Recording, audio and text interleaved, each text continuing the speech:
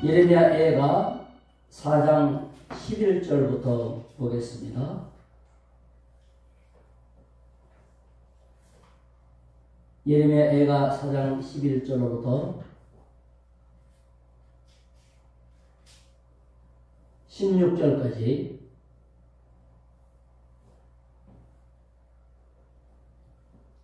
(11절부터) 16절 같이 읽습니다. 시작. 대적들이 시온에서 부녀들을 유다 각 예레미야 5장 4장이에요. 5장 11절부터 16절. 자, 11절부터 시작. 대적들이 시온에서 부녀들을 유다 각 성읍에서 처녀들을 욕보였나이다. 지도자들은 그들의 손에 매달리고 장로들의 얼굴도 존경을 받지 못하나이다. 청년들이 맷돌을 지며 아이들이 나무를 치다가 엎드러지오며 노인들은 다시 성문에 앉지 못하며 청년들은 다시 노래하지 못하나이다. 우리의 마음에는 기쁨이 그쳤고 우리의 춤은 변하여 슬픔이 되었사오며 우리의 머리에는 면류관이 떨어졌사오니 오호라 우리의 범죄 때문이니이다. 아멘.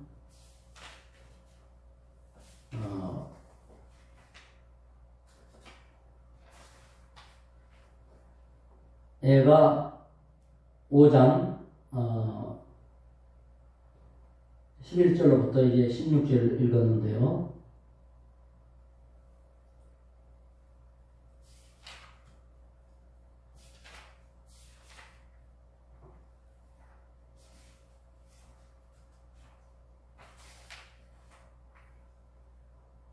이스라엘이 완전히 멸망하고 이제 모든 영광이 사라져버린 내용입니다.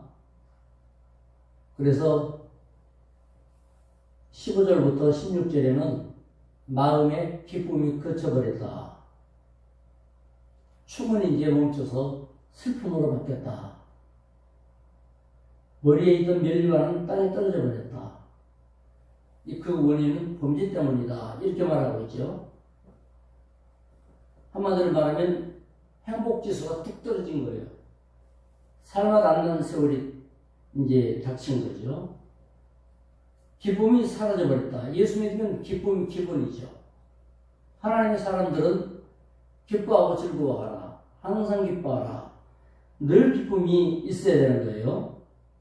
그런데 기쁨이 떨어질 뿐만 아니라 멸류관은 영광 아닙니까?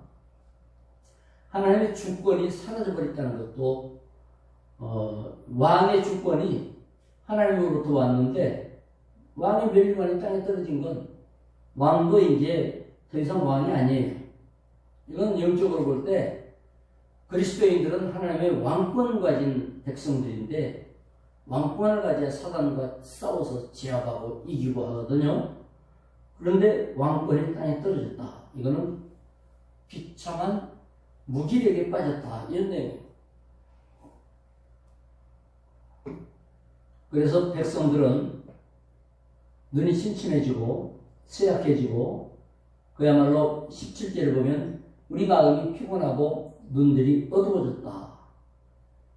이렇게 말하고 있습니다. 한마디로 말하면 백성들의 기력이 다 빠져버린 거죠. 예수 믿는 사람들에게는 뭐라 그래요? 독수리 날개치며 올라간 것 같다. 늘 새롭다. 기력이 빠지는 것이 아니라 바울사도는 감옥 안에서도 항상 기뻐하라. 늘 기뻐하라. 내가 거듭거듭 말하노니 기뻐하라 그랬단 말이에요. 그런데 여기 보면 피곤하고 지쳤다. 그러면 쉬면 좀 되느냐? 예수 안에서 안식을 얻지 않고서는 이들에게 영적 휴식이 없죠. 우리는 일을 하면서도 예수 사랑, 예수 은혜 찬양 가운데서 회복이 일어나는데 이스라엘은 범죄함으로 인하여 그런 축복이 멀어져 버렸어요. 그래서 18절에 보면 시온산 예루살렘은 여우나 돌아다니고 돈다 그랬죠. 완전히 하나님의 은혜가 소멸되니까 백성들이 바글바글하고 은혜의 화로 소리가 날렸던 도성 아닙니까? 아이들의 찬송소리, 노래소리, 노는 소리가 나야 되는데 여우들만 왔다 갔다 한다. 이 내용이 전부 우리의 범죄 때문이라고 이제 고백을 하고 있죠. 심판과 패망은 16절에 말한 대로 그야말로 우리의 범죄 때문입니다. 그래서 우리는 죄를 가장 큰 대적으로 보고 그 대적 배후에는 마귀가 있죠. 사단 마귀 죄악. 그 신앙을 한 덩어리로 묶어서 예수 이름으로 대비하는 것입니다. 예레미야는 이런 상황에서 하나님의 개입을 기도하죠. 19절부터 22절까지 읽어보겠습니다. 시작. 여호와여, 주는 영원히 계시오며 주의 보좌는 대대에 이르나이다. 주께서 어찌하여 우리를 영원히 잊으시오며 우리를 이같이 오래 버리시나이까? 여호와여, 우리를 주께로 돌이키소서. 그리하시면 우리가 주께로 돌아가겠사오니 우리의 날들을 다시 새롭게 하사 옛적 같게 하옵소서. 주께서 우리를 아주 버리셨사오며 우리에게 진노하심이 참으로 크시니이다. 하나님의 개입을 기도하죠. 우리가 주께로 돌이키게 해주십시오. 예레미야가 마지막 판에 이르러서 만물의 주권자여 주인이신 하나님을 찬양하기 시작합니다. 예루살렘은 불타버렸지만은 하나님은 어차피 영원히 계신 분이다. 나의 일은 이와 같이 어려워졌지만 하나님의 축복은 언제나 준비되어 있다. 이 믿음이 있었기 때문에 찬양이 일어나기 시작한 겁니다. 인간의 연약성이에요. 진짜 볼품없습니다. 이스라엘이. 그 영광, 솔로몬의 영광이 이렇게 비참하게 될 줄이야 누가 알았겠어요? 이사야 40장 6절에 보면 인간은 들의 풀과 같고 영광은 그의 꽃과 같다. 바람 불면 그냥 떨어져 버린다. 말라진다. 그 대신 하나님의 말씀은 영원히 있었다. 이렇게 말했어요. 예레미야가 그걸 느끼는 겁니다. 엄청나게 쌓아놓은 성. 생전 무너질 것 같지 않았죠. 그런데 단순간에 소멸되어 버렸습니다. 하나님의 계획이 없으면 안 되겠구나. 진짜 사막에 홍수가 날 줄 누가 알았습니까? 그 리비아에 홍수가 나서 10,000명 이상의 엄청난 사람이 순식간에 사라져 버렸습니다. 엄청난 비참한 일이 벌어졌는데 위에 있는 사람들은 이를 수습할 생각을 하고 패가 나눠져 가지고 서로 싸우느라고 이쪽에서는 이 말하고 저쪽에서는 저 말하고 장비가 있으니까 뭐가 있습니까? 맨손으로 무너진 집을 어떻게 할 수 없죠. 피해자는 계속 나오고 백성들만 고통을 겪고 그야말로 수천 년을 살아오면서 집지고 살았던 그곳에 싹 쓸려가 버릴 줄. 그거 뭐 그냥 몇 분 안에 사라져 버렸어요. 도망갈 틈도 없이. 그러니까 눈으로 쳐다볼 때 어떻게 저렇게 될 수 있는가 이런 일이 벌어지고 있어요. 예레미야 때만 그런 게 아니고 우리 시대에도 이래요. 일본에도 쓰나미 일어날 때 보세요. 멀리서 찍혀있는 화면 보면 바다에서 어마어마한 물결이 쏠려 들어오기 시작해가지고 지역 전체를 집어삼켜버리는 이런 일들을 보지 않았습니까? 어마어마한 피해가 일어났는데 야, 인간은 힘이 없다. 들의 풀이다. 풀의 꽃처럼 잠깐 피했다 없어지는 영광을 놓고 좀 난리를 치는구나. 이래서 하나님의 말씀에 세워져야 된다.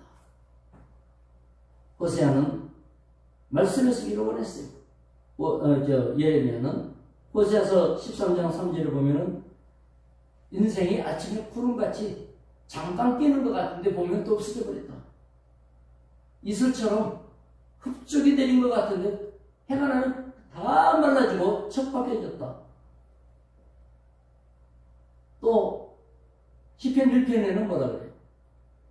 바람에 나는 켜라고 그랬어요. 바람에 나는 켜. 인생은 연약해요. 연기와 같다고도 했어요. 바람을 흩어져 버리죠. 그래서 21절은 하나님께 이제 개입해야 된다는 걸 요청하면서 주께서 어찌하여 우리를 영원히 잊으시오며 우리를 이같이 오래 버리시나이까. 같은 일도요, 어려울 때는 시간이 길어요. 금식할 때 보면 아휴, 하루가 왜 그렇게 긴지, 한 끼만 하면 금식 다 끝난다. 한 끼가 왜 그렇게 긴지 말도 못하게 길어요. 하나님께서 외면하신 지가 너무 오래됐습니다. 고통이 심하다는 뜻이에요. 그래서 21절에 보면 우리를 돌이켜 주십시오. 우리 스스로 힘이 없습니다. 주께로 갈 능력이 없습니다. 와주셔서 붙잡아 주세요. 기도를 하고 있어요. 시편 104편 3절에 보면 주께서 주의 영을 보내어 성령을 보내신다는 얘기죠. 저희를 창조하사 이 지면을 새롭게 해달라고 했어요. 지면이라는 세상이죠. 우리가 사는 세상을 성령 오시면, 주의 신을 보내시면, 영을 보내시면 새롭게 할 수 있습니다. 우리나라에 성령의 임재, 성령의 바람이 불어오기를 기도해야 됩니다.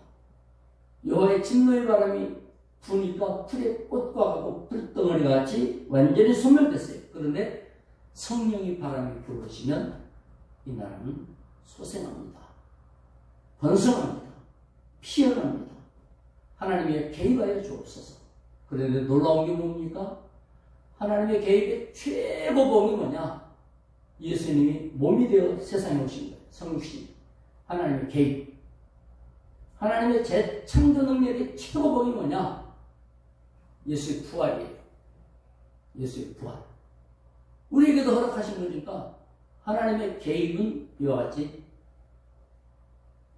예수가 우리에게 오셨고 우리가 예수 따라가게 하며 예수님 따라서 새 생명 부활의 역사로 새 창조되어진 것, 하나님의 개입입니다.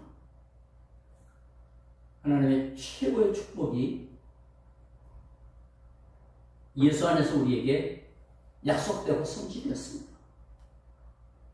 하나님의 은혜만이 우리를 새롭게 하시는 것을 예레미야는 고백을 하고 우리를 옛날같이, 옛날 좋았던 그때와 같이 새롭게 해주시옵소서.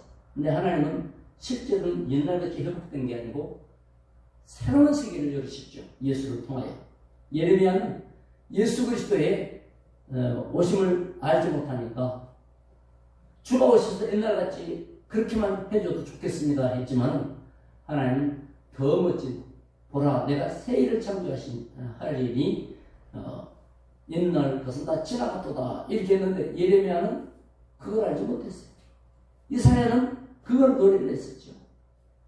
그러나 예레미야 마음속에는 분명한 거예요. 하나님 함께 하시면 새로워진다.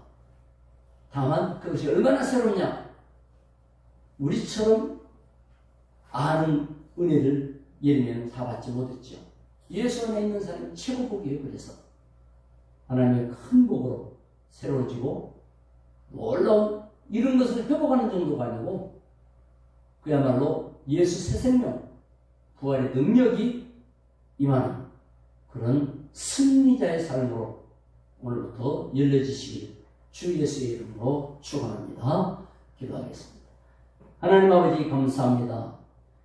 예레미야를 통하여서 우리는 예레미야와 예레미야 애가가 그 슬픔의 시절에, 고난의 시절에 백성들을 죄악하시고 불신앙하신 것을 알게 됐습니다.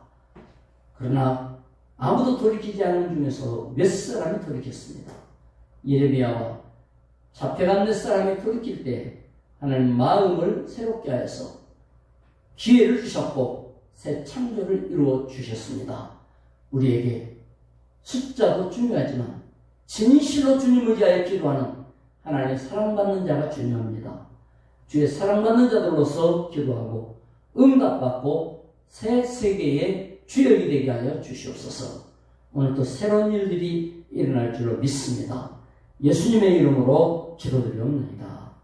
아멘. 각자 기도하시기 바랍니다.